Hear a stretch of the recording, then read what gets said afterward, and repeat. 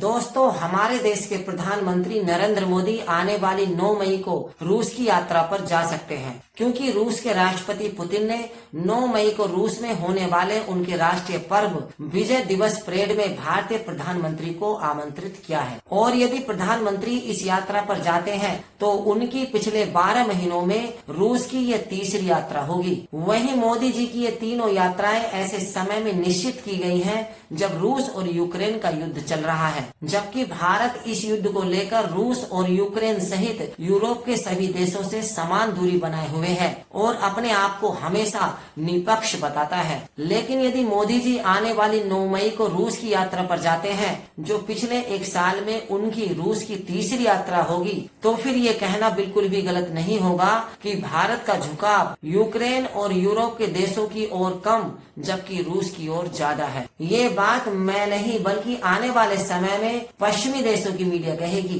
क्योंकि पिछली बार जब नरेंद्र मोदी रूस की यात्रा पर गए थे तब पश्चिमी देशों की मीडिया ने भारत को रूस का पक्का हितैषी माना था और भारत से अपनी नाराजगी दिखाई थी, जिससे विवश होकर मोदी जी को केवल 1-1.5 महीने के अंतराल में ही यूक्रेन की यात्रा भी करनी पड़ी थी। ऐसे में यदि मोदी जी एक साल के भीतर रूस की 3 बार यात्रा कर लेते हैं, तब पश्चिमी देश भारत को रूस का तलुए चाटने वाला अर्थात तलचट्टू कह सकते हैं, जिससे भारत की प्रतिष्ठा पूरी दुनिया में डाउन हो सकती है और दुनिया भारत को रूस की कठपुतली कहेगी, जिसका प्रधानमंत्री पुतिन के एक बार पुकारने पर हर बार सजदा करने के लिए मॉस्को पहुंच जाता है। इसलिए इस पर मेरा अपना मानना है कि इस बार प्रधानमंत्री नरेंद्र मोदी को रूस की यात्रा पर नहीं जाना चाहिए, भले ही आने वाले सालों में प्रधानमंत्री जी को रूस की विजय दिवस परेड में शामिल क्यों न होना पड़े। लेकिन दोस्तों, इस पर आपका क्या मानना है? क्या मोदी जी को रूस की यात्रा पर जाना चाहिए या नहीं?